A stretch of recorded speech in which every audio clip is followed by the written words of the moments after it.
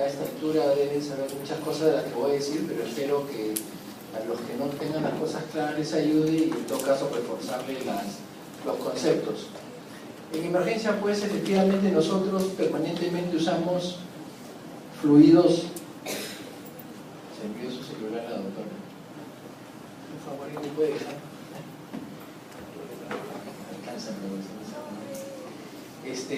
Normalmente nosotros, por lo habitual en emergencias, usamos nosotros terapia endovenosa.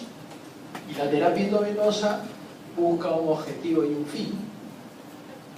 Y lo más lógico que van a ver ustedes aquí en adelante, pues, las razones por las cuales lo usamos. Pero es una medida, pues, obviamente terapéutica que va a aportar, obviamente, agua, electrolitos, glucosa.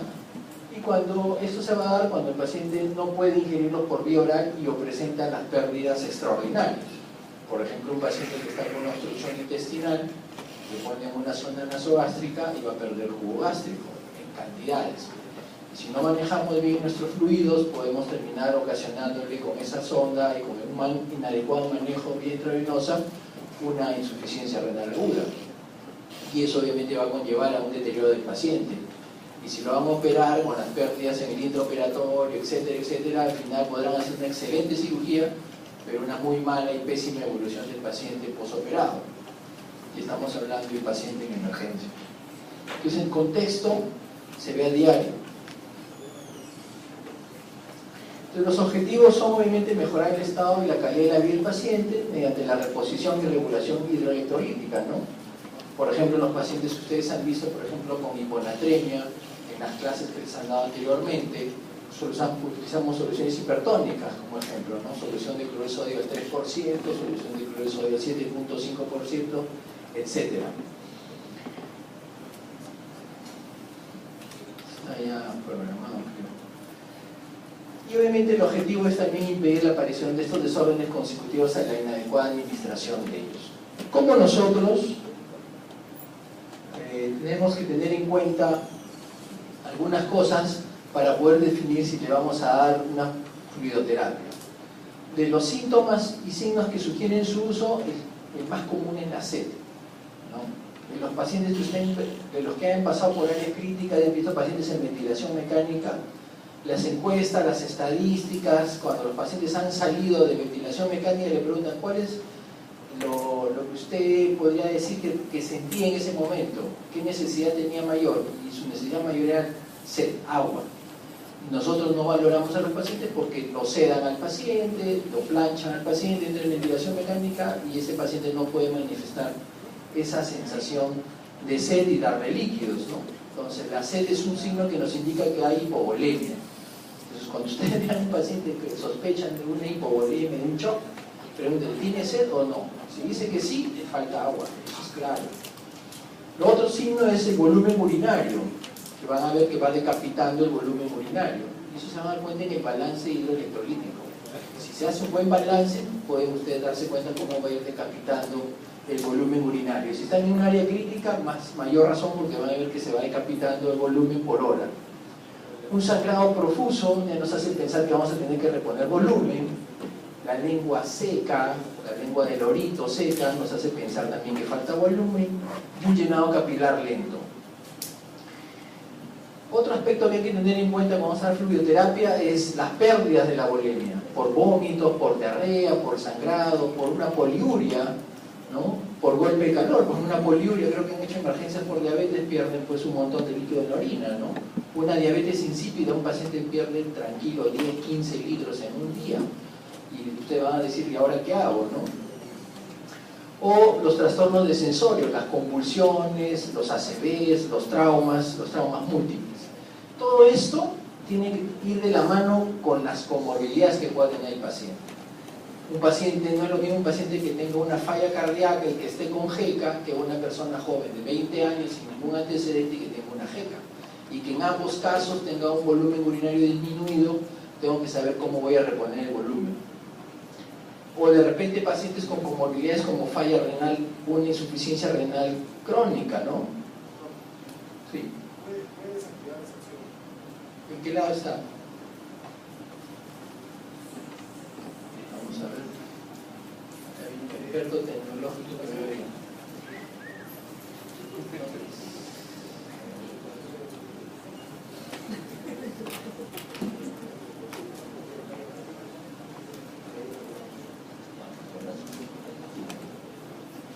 las comorbilidades como la falla renal también. Por ejemplo, vemos pacientes en emergencias, muchos de los pacientes tienen problemas de TEC, y algunos pacientes con TEC tienen insuficiencia renal crónica, ¿no? Y están en diálisis.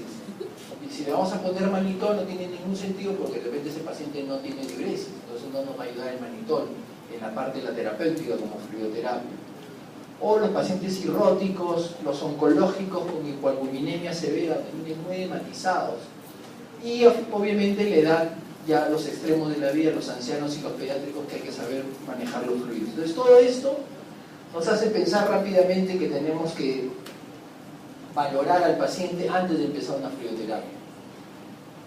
Aspectos como las complicaciones que se pueden presentar durante la fluidoterapia son, por ejemplo, la flebitis, ¿no? La flebitis se puede dar en pacientes que reciben con frecuencia miodarona, ¿no? Entonces, cuando dan a miodarona, piensen de que de repente en 24 horas el paciente puede hacer una flebitis porque la enfermedad lo pasa muy rápido el miodarona. Entonces, hay que tener en cuenta eso. Segundo, dentro de las complicaciones ya por la técnica, la embolia aérea, ¿no? Muchos pacientes piensan de que cuando le pasan por una vía periférica y queda el airecito en el sistema de venoclisis, le va a entrar el aire, una burbuja de aire y se va a morir. Y eso no va a ocurrir. El tema va a ser cuando ponen una vía central. Ustedes saben que cuando ponen una vía central, el paciente lo ponemos entre el embolo invertido. Si nosotros no lo ponemos en esa posición, ponemos la vía central. Ustedes cuando ponen el catéter, sacan la guía y luego conectan el tipo de venoclisis, tiene que ser rápido. Si se demora, el paciente inspira, toma aire y se mete aire. En un ratito, en un segundo se puede meter 100, 200 centímetros de aire y hacen embolia aérea. Entonces, en esos casos tienen que tener mucho cuidado aquellos que van a poner una vía central, la posición del embolo invertida, ¿no? Otras complicaciones pueden ser derivadas del tipo de fluido, por ejemplo, reacciones anafilácticas. Es un aspecto importante. Ustedes han escuchado, por ejemplo, la poligelina, el hemacel, el gelafundin, ¿no? Entonces, cuando nosotros ponemos estos expansores plasmáticos vía endovenosa, nunca pensamos si estos expansores pueden producir una reacción anafiláctica al paciente. Yo he visto varios pacientes que le hemos pasado expansores y se chocan y comienzan a ponerse rojos. ¿Por qué? Porque le hemos pasado gelatina y nadie sabe obviamente que el paciente es alérgico a las gelatinas. Entonces tenemos un choque hipovolémico, le ponemos una poligelina y puede ser una reacción anafiláctica y ser un shock anafiláctico, entonces se complica el paciente. Entonces hay que siempre estar atento cuando uno pasa volumen, qué estamos poniendo y qué puede ocasionar en ese paciente. O alteraciones ácido-base, ¿no? Por ejemplo, ustedes colocan cloruro de sodio y siempre es cloruro de sodio, y siempre es cloruro de sodio, y el cloruro de sodio cuando lo comienzan a poner varios días va a producir ¿qué cosa? Va a producir una acidosis metabólica hiperclorémica. Entonces tienen que tener claro de que no debemos estar solo poniendo cloruro de sodio. Para eso entonces nos interesa el monitoreo de los electrolitos, el balance hídrico, cómo está, si está positivo, negativo, etc. Y otras complicaciones ya derivadas del volumen que uno pone mediante la fluidoterapia es la sobrecarga, ¿no? Por ejemplo, un paciente que tiene una falla cardíaca limítrofe, le paso mucho volumen y va a hacer un edema del pulmón. O por ejemplo, un paciente que de repente le pone solo dextrosa, un paciente con un ACV hemorrágico y le ponen solo dextrosa, una solución al medio normal va a producir más edema cerebral. Entonces hay que tener mucho cuidado en ese aspecto. O lo otro, lo contrario, cuando se comienzan a cuidar, decir, no le voy a dar mucho volumen porque es cardíaco, tengo que restringir el volumen, no le paso mucho y termina siendo una insuficiencia renal al problema que tiene. Entonces, en realidad, cuando hablamos de fluidoterapia decimos que en medicina es arte y ciencia. Sí, pues en la fluidoterapia es quizás muchas cosas de arte, ¿no? De ir reconociendo los pacientes, ir viendo el tipo de paciente que tiene. Por eso no existe un protocolo general de fluidoterapia endovenosa por cada cuadro clínico. Entonces no solo es el cuadro clínico, sino obviamente es también el contexto, lo que arrastra el paciente, su tara, sus comorbilidades, ¿no? No es lo mismo ponerle a un joven, como le digo, de 20 años sin comorbilidades y le va a pasar volumen sin temor frente a un choque hipovolémico. Pero un anciano de 80 años tengo que ir viendo cómo voy a retarlo. Las pautas de estos fluidos deben ser ajustadas a cada caso. Pautar los líquidos en función de los déficits calculados, siempre ver los balances hidroelectrolíticos. Cuando pasan las visitas, a veces la gente ni ve los balances. Comienzan a dar terapéutica y luego se dan cuenta que comienza a hematizarse el paciente. O de repente un día comienza una falla cardíaca aguda y entramos estamos en problemas. Entonces se va a ajustar la fluidoterapia en caso de insuficiencia orgánica. Siempre hay que saber seleccionar adecuadamente el fluido para cada situación clínica. Por ejemplo, un paciente que está en choque hipovolémico no le van a poner dextrosa al 5% ni dextrosa al 10%. Tiene que poner una solución con suero salino, por ejemplo. El balance diario, como he mencionado, evitar soluciones hipotónicas en situaciones de hipovolemia, evitar soluciones de glucosasa en enfermos neurológicos, como hemos mencionado, que se van a comportar como hipotónicos y obviamente favorece la aparición de edema cerebral. Muchos siempre dicen, si es un paciente que está con un ACV hemorrágico y tiene presión arterial 20 con 120, ¿qué le ponemos de vía? Cloruro de sodio. Dicen, doctor, ¿el cloruro de sodio le va a subir más la presión? No, porque le va a dar la reposición que requiere el paciente. No le estoy dando soluciones hipertónicas. Pero si le pongo una dextrosa a un paciente que está con 20, 12 de presión y hace un ACV hemorrágico, va a haber más edema cerebral, eso es con certeza.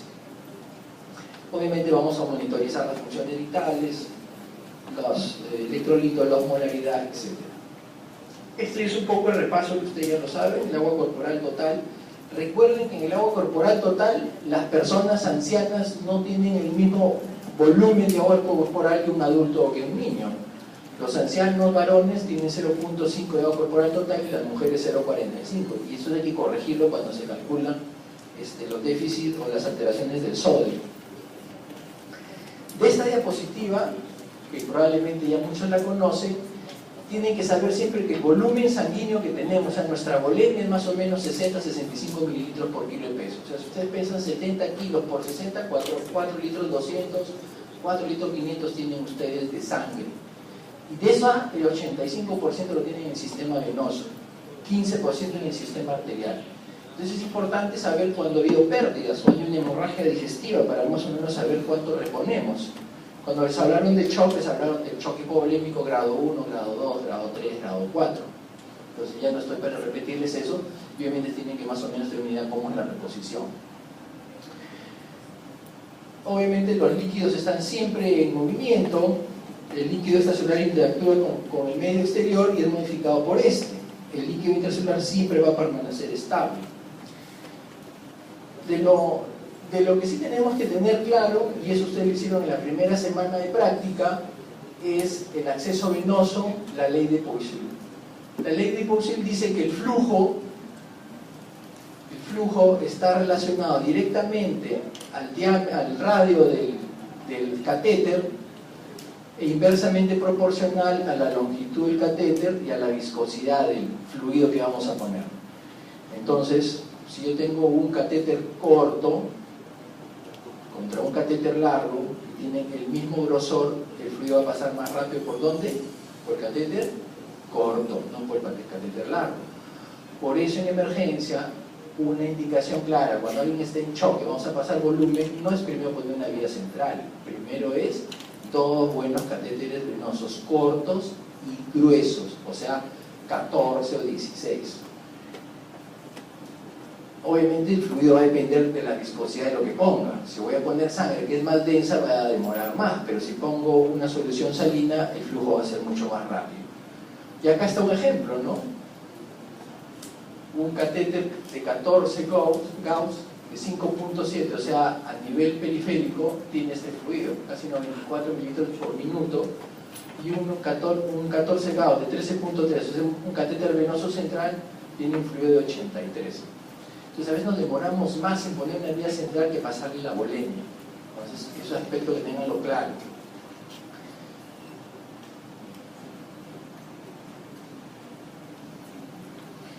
Los fluidos, por sus componentes, pueden ser cristaloides o coloides. Ahí en lo que les he colgado hay un artículo, que hay una revisión, que me parece que es muy buena como para completar lo que se está diciendo. Los cristaloides se caracterizan por tener un peso molecular menor de 8000 daltons y los coloides tienen un peso mayor de 8000 daltons. Es una definición, digamos, por un tema más que todo químico, de peso molecular.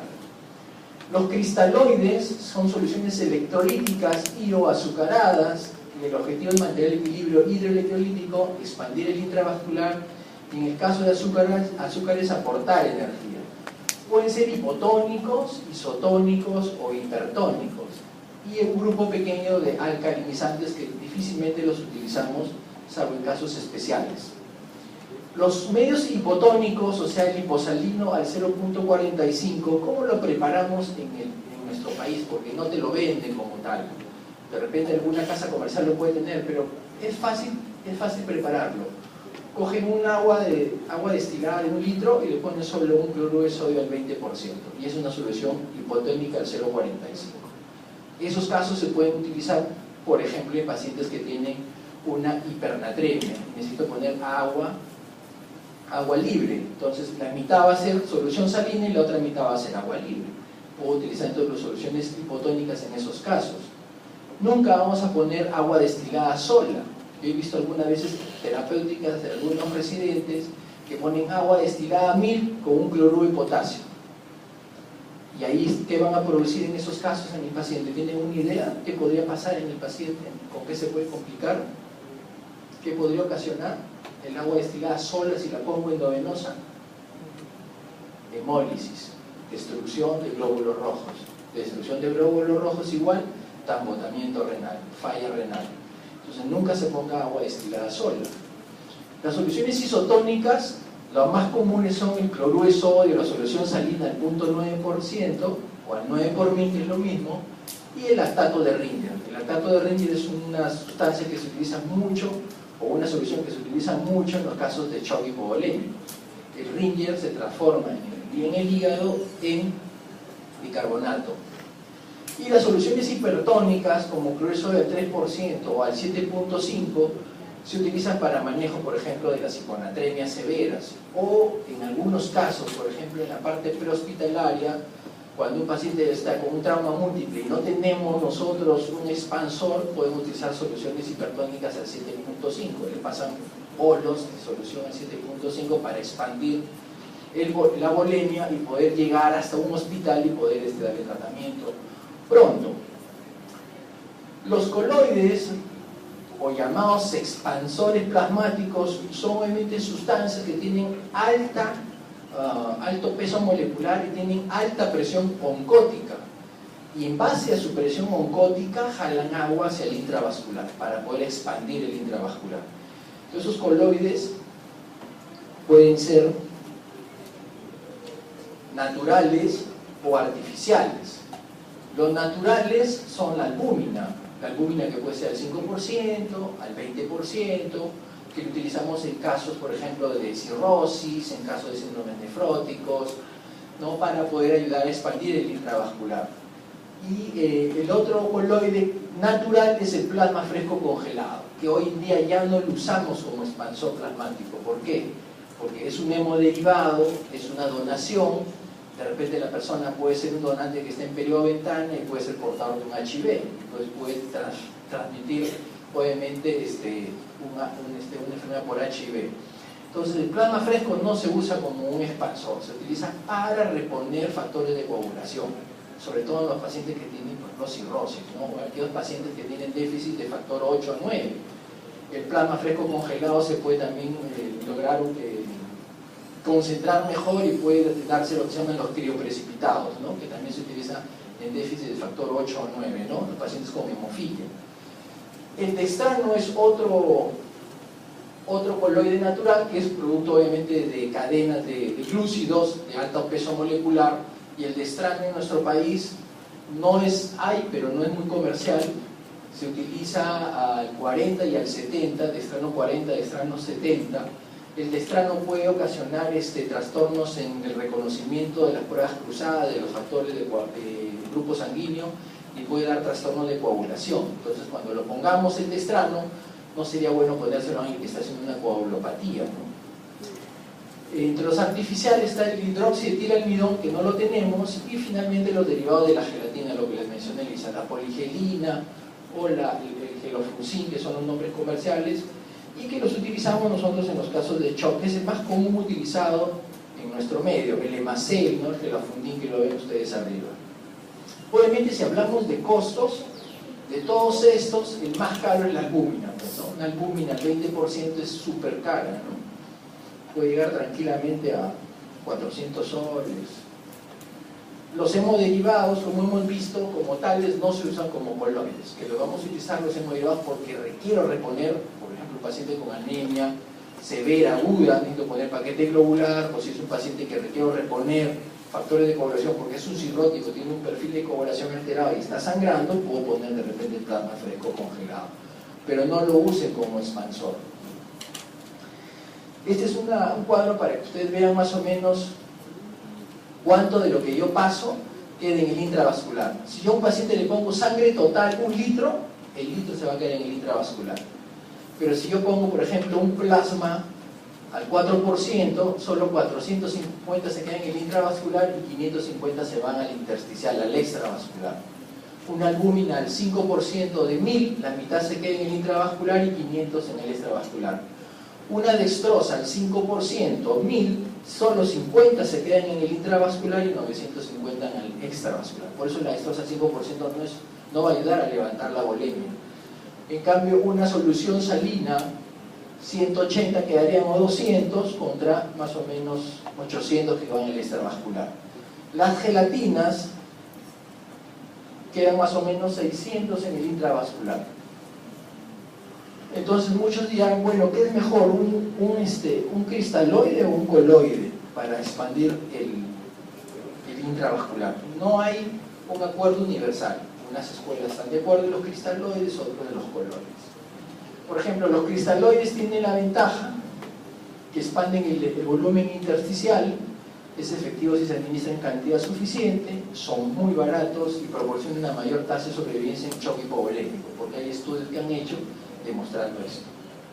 Los coloides expanden el volumen plasmático dependiendo de su presión osmótica, como hemos dicho, su reanimación hemodinámica es más rápida, completa y duradera, y es útil para hemorragia moderada a severa, pero tiene menor tiempo de resucitación.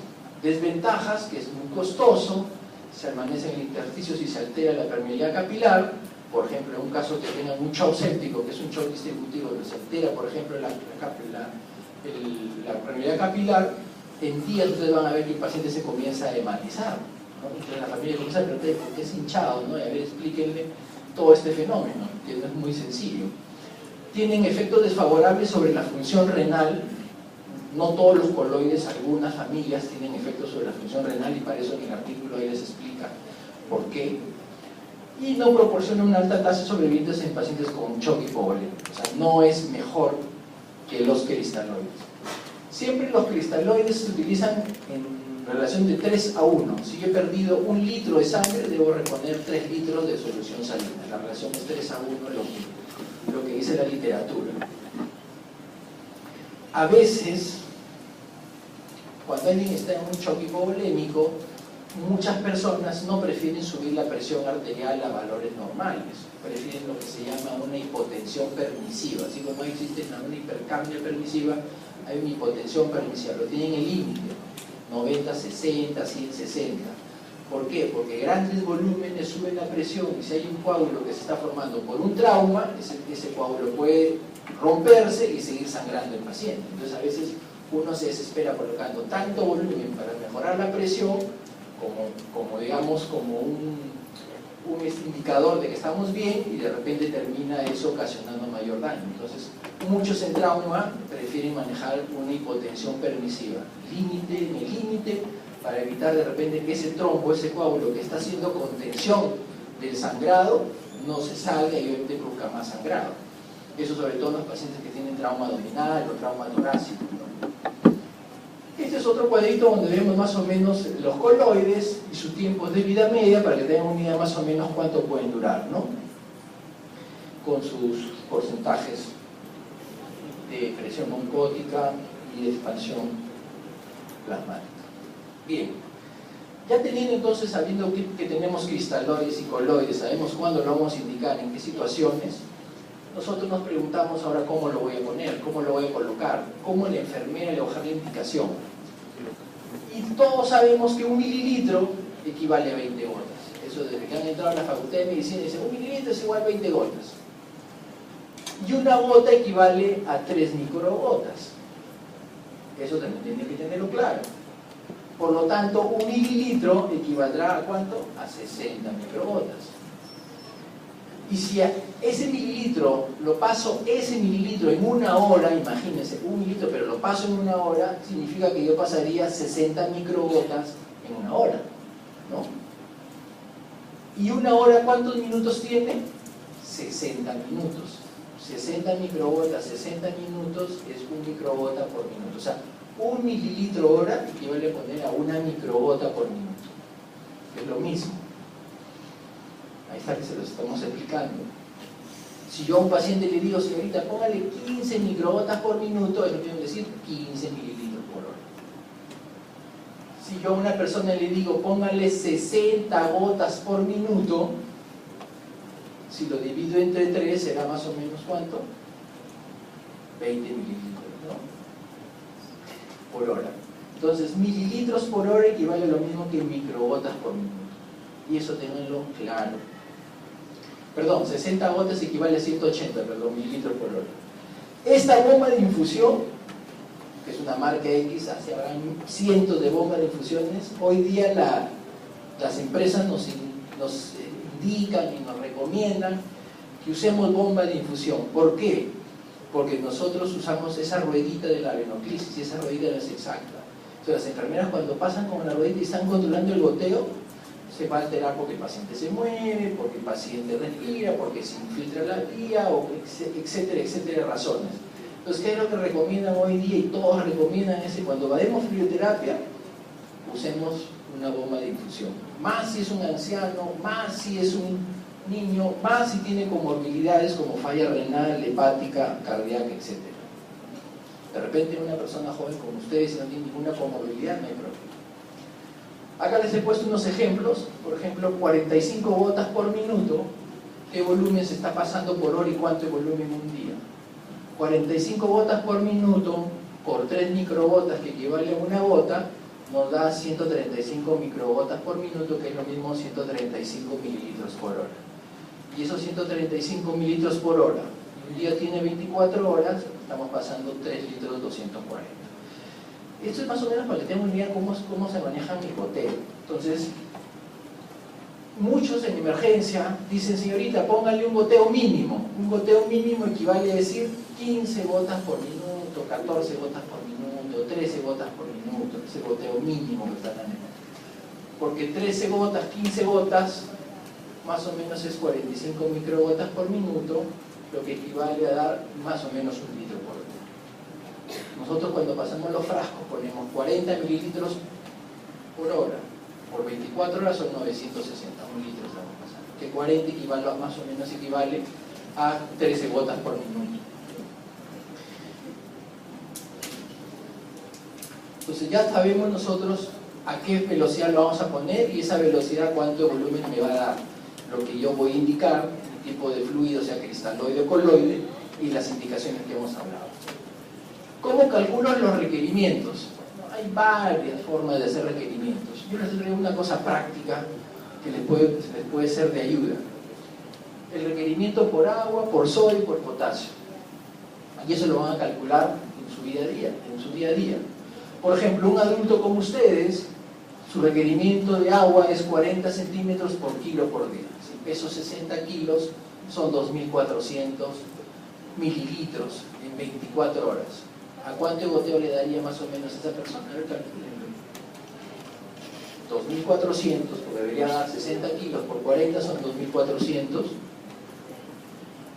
¿Cuánto más o menos sería el goteo que deberían darle? A ver. Si no, después van a terminar haciendo edema pulmonar al paciente, congestionándolo y no lo van a mirar muy bien, que digamos. A ver, 40 por 60, 2.400, ¿no? ¿Y ahí qué hacen con esos 2.400? ¿Ah?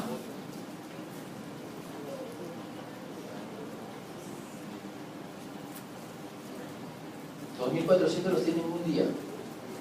Entre 24 horas, ¿cuánto será? 100 por hora. ¿Vamos? Entonces 100 mililitros por hora. Y si lo quiero poner en gotas, ¿cuánto será? 33 gotas por minuto más o menos. ¿Sí? 33 por 3, 99. Entonces más o menos 33, 34 gotas por minuto o 100 mililitros por hora. ¿Sí? A una persona anciana que pese 90 kilos, ¿cuánto sería más o menos? A ver, un ancianito gordito que tenga 68 años y le va a dar su requerimiento de agua 30 por kilo por día, ¿cuánto será? 30 por 90, 2700. Entre 24 horas, ¿cuánto dará?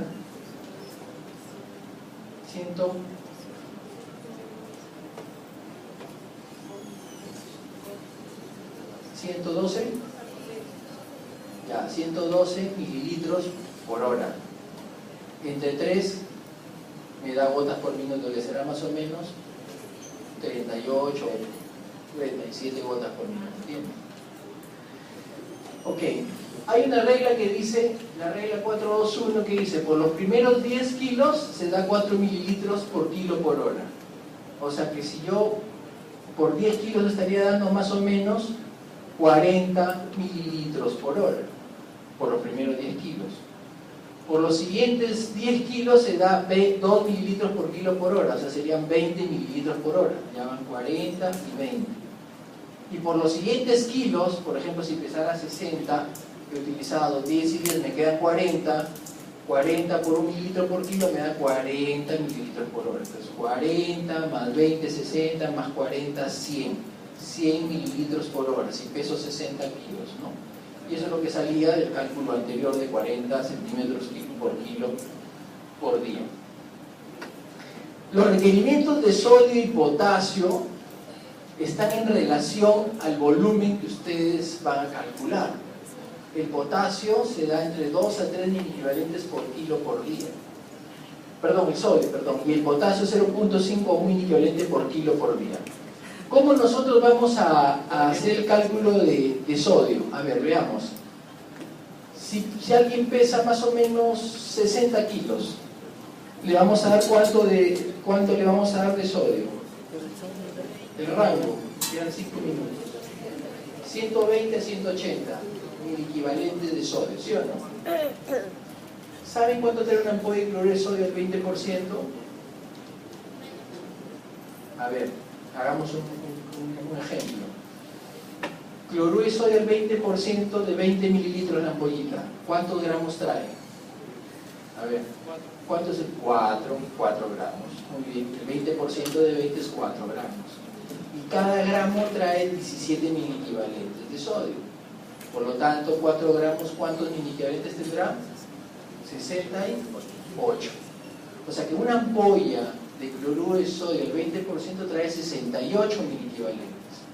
¿Cuánto es mi requerimiento de sodio que hemos hecho? ¿Entre cuánto? Entre 120 y ¿cuánto? Y 180. Entonces, ¿cuántas ampollas de cloruro de sodio necesitaré si cada ampolla trae 68? Ya redondemos a 70. 70 más 70, 140. 2 ampollitas, ¿no? O hasta 3 para llegar a 210. Máximo 3, exageradamente. ¿Estamos? Entonces, cuando ustedes dan los 2.400 que habíamos calculado para 60 kilos, en cada frasco pondré una ampolla de cloruro de sodio del 20%. Y estoy reponiéndole su básico de sodio, su básico. Todavía tengo que ver los requerimientos que tenga, ya sea porque pierdo sodio porque le he puesto una sonda nasogástrica, ahora estoy dando un diurético, etc., ¿no?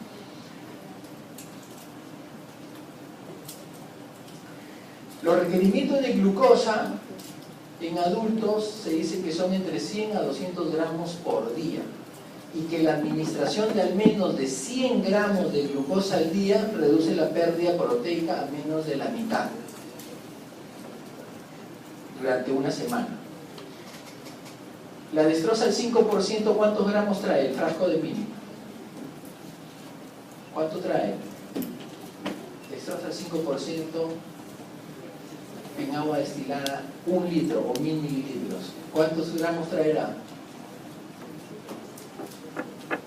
5%. Si en 100 hay 5 gramos, en 1000 ¿cuánto habrá? ¿Cuánto? 50. Entonces yo, para que no tenga esa pérdida proteica, ¿cuántos frascos de destroza tendré que poner? Mínimo. Si cada frasco de destroza 50 gramos, ¿cuántos frascos serán? 2, son 100, ¿no? Entonces, ¿entienden?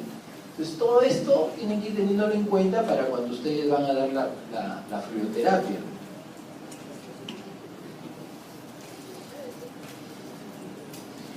Otra cosa que tenemos que saber en fluidoterapia es el reto de fluidos. Los retos de fluidos que se utilizan siempre se van a utilizar por una vía central, si la tenemos. La idea de un reto de fluido es evitar que el paciente haga edema agudo de pulmón. Y entonces en los retos de fluido pasamos a alícuotas o volúmenes pequeños por un determinado tiempo para ir mejorando la volemia, mejorando la hemodinamia del paciente. Y una de las cosas que manejamos es que colocamos una vía central y medimos la PVC. Si la PVC es menos de 8 centímetros, significa en teoría que el paciente requiere volumen y le podamos dar una alícuota de 200 centímetros cúbicos. Pero si el paciente tiene una PVC entre 8 y 14, la alícuota será de 100. Y si el paciente tiene una PVC mayor de 14, porque me puede indicar que está congestionado, requiere una alícuota de 50. Esto no es 100% cierto, porque si el paciente tiene una falla cardíaca, de hecho la PVC va a estar alta. En un minuto ya acabo para que estén los doctores. Entonces, esto se maneja acorde al paciente. Y estas alícuotas, cuando se pasan en menos de 10 minutos, se vuelve a medir en ese tiempo nuevamente la PVC. Si la PVC aumenta menos de 2 centímetros o no aumenta mucho, puedo repetir el reto. Si la PVC aumenta solo entre 2 y 5, lo paro por 10 minutos y vuelvo a medir para ver si paso otra alícuota. Y si la PVC aumentó más de 5 centímetros, me detengo y tengo que valorar si requiero o no pasar fluidos o de repente usar otro tipo de terapia. Yo lo dejo ahí porque creo que los doctores van a entrar. Y he avanzado hasta donde he podido, porque el tiempo no nos permite. Ya la clase está colgada y ustedes pueden terminar de verla en su portal. Si hubiera alguna pregunta,